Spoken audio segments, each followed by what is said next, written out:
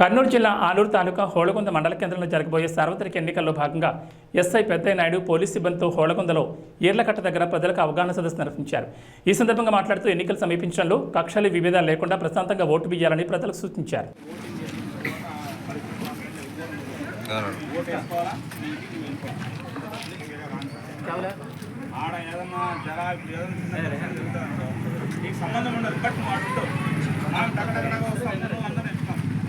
आप देवर చేసినట్టే చేయలేదు సార్. నాకు ప్యాకెట్ అంటే 5 రోజులు సార్ నేను ముందే చూసేకి వచ్చినట్టు అది నమ్మసక్యవా? అవకాశం ఉంటే నువ్వు కూడా ఆడతావు ప్యాకెట్, అవకాశం లేదు కాబట్టి చూసుకుంటున్నావు. అంటే ఒక తప్పు జరిగేటప్పుడు చూసుకున్నామంటే తప్పుని సమర్థించినట్ట కాదా? తప్పు జరుగుతా ఉన్నప్పుడు अगर एक गलती चल रहा है तो आप देख के बैठ रहे हैं तो वो गलती आप ही कबूल कर रहे हैं ना.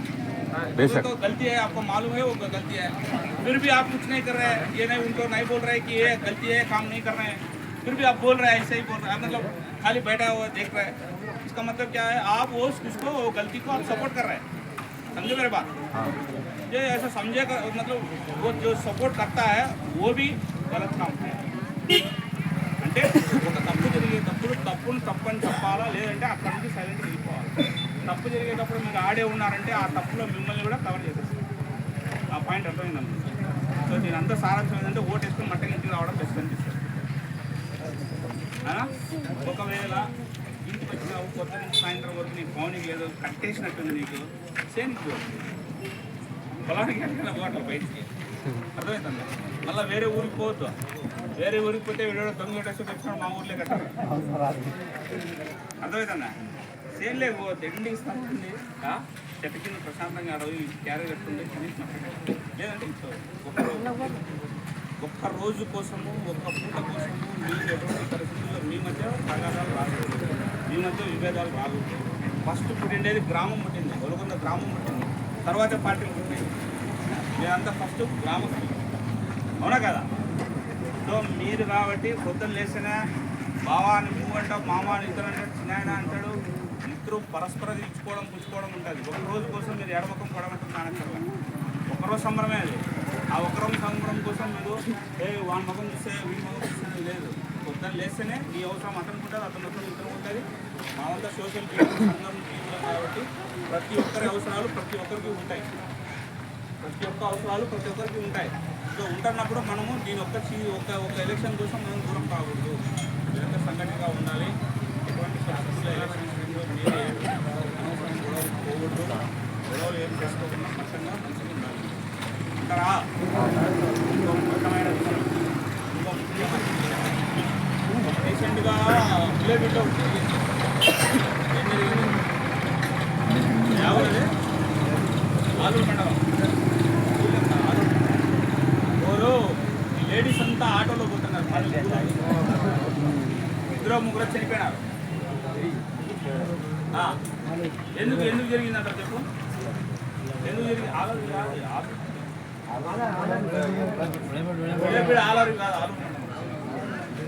ఎందుకు జరిగిందని చెప్పండి.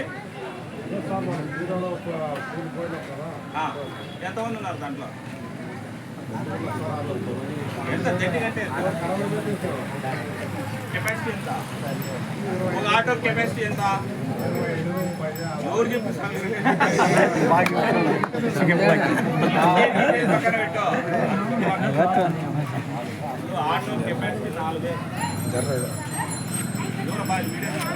Sir Yellappa sir reporter sir. సరే సరే. So auto capacity 4. అదే ఏదో అటు ఇటుగా అంతేగాని 10 మంది కాకుండా 30 మంది ఎక్కించాడు ఏమైతే పరిస్థితి? ఫుల్ అయిపోయి అన్కంట్రోల్ అయ్యి ఆటో చిరగపడి ప్రాణాలు పోగొట్టుకొని కాళ్ళు రెప్పట్టుకొని చేతులు రెప్పట్టుకొని పోతారు. ఎవరు దాంట్లో ఉండేది? ఎవరు? మనోళ్ళే, మన కుటుంబీకులే. మన ఇంటికి పొద్దున్న లేస్తేనే మనకు పొద్దున్నే కూలి ఇచ్చేవాళ్ళు వాళ్ళతో. నువ్వు పొద్దున్నే ఆమె క్యారెట్ పొద్దున్న 4-5 లేచి క్యారెట్ పెట్టుకొని అంతే చదువుతుంది రెడీ నా క్యారెట్ పెట్టుకుంటుంది. అప్పుడు నువ్వు క్యా అంటావు అంటావా? నీకు 20 రూపాయలు వెళ్ళా పోవాలి. అన్నం చేసి పెట్టుంటే మధ్యాహ్నం బాగా తింటావు, వచ్చే వంట అయితే ఆడ తినేస్తావు. ఆ బిజీ కాలంలోనూ ఆడ ఆడ తింటావు. మళ్ళీ సాయంత్రం అయితే మళ్ళీ త్యా అంటారు. అంతే కదా, అంటే నీకు ఆయన పోషిస్తాను నేను. అంటే కొంతమంది నిన్నంటే అందరని కాదు, కొంతమందిని. సో అట్లా వాళ్ళని వాళ్ళు ఉండాలి మీకంటే ఎక్కువ వాళ్ళే చెప్తారు తెలియదు. సో ఆ రకంగా వాళ్ళకి ఇబ్బంది పడితే మొత్తం కాబట్టి ఇంట్లో ఆడవాళ్ళకి చెప్పుకోండి, దయచేసి కూలికి పోయేటప్పుడు ఎక్కువ మందిని ఎక్కకండి. ఎంతసేపు లిమిటెడ్గా ఎక్కాలా. వీళ్ళ అవసరం కూలీల అవసరం రైతుకు ఉంటుంది. రైతు ఒక ఆటో కాస్తే ఒక ఆటో పెడతాడు, ఏం నష్టమేం లేదు. ఒక చిన్న పొరపాటు వల్ల జీవితాలే మారుతాయి. జీవితం మారినది ఇట్లా చిన్న పిల్లలు ఉంటారు, అలా ఆ ఇంట్లో లేడీ మనిషికి అయింటుంది. ఎవరు చూసుకోవాలి. ఇవన్నీ ఆలోచిస్తే చాలా డీప్గా పోతుంది. బాబు అర్థమాట అర్థం. సో ఈ రకంగా ఎవరు చూసుకోవాలి వాళ్ళని. కాబట్టి మీరు దయచేసి మీ ఇంట్లో వాళ్ళకి ఎటువంటి పరిస్థితుల్లో ఆటోల్లో ఎక్కువ ఎక్కకూడదు. లిమిటెడ్గా ప్యాసింజర్ ఎక్కాలా. కూలికి ఇస్తుంది వాళ్ళకి ఇక్కడ వానికి రైతుకి ఇస్తుంది. సరే రైతుకు 100-150 రూపాయలు ఎక్కువ పడుతుంది అంతే ఇంకో ఆటో పెడితే. అంటే మాత్రము దాని ప్రభావం చెయ్యి ఇరిగిందో, కాలు ఇరిగిందో, ప్రాణం పోయిందో, అందులో విడ్డూరాలంటే చిన్న ఈ వయసు పిల్లలు ఆడపిల్లలు కూడా ఉంటారు. దాంట్లో ఏం అక్కర్లా, ఒకరి మీద ఒకటి పడితే సరిపోతాడు. ఆటోకి లైసెన్స్ ఉండదు, ఇన్సూరెన్స్ ఉండదు, బండి కండిషన్లో ఉండదు. అర్థమవుతుందా? ఇన్ని ప్రాబ్లమ్స్ ఉంటాయి. కానీ ఎక్కకూడదు. మీరు ఎక్కిస్తారు, పోతారు, లాస్ట్కి అయ్యో అంటే ఏమవుతుంది? ఎవరు కడతారు? రైతు కడతారా? రైతు వచ్చి కడతారా? ఆటో వచ్చి కడతారా? ఎక్కించేవాడు అందరినీ రాండమ్మా అందరిని ఎక్కిస్తుంటాడు. వాడు 100 రూపాయలు ఎంత కమిషన్ తీసుకుని వాడు కడతారా? ఎవడు కట్టాడు? ఎవడు కట్టుకోవాలా? ఇంట్లో వాళ్ళే చేసుకోవాలా. కాబట్టి ఇది నేను కూడా ఆటోలు అన్నీ చూస్తున్నాము.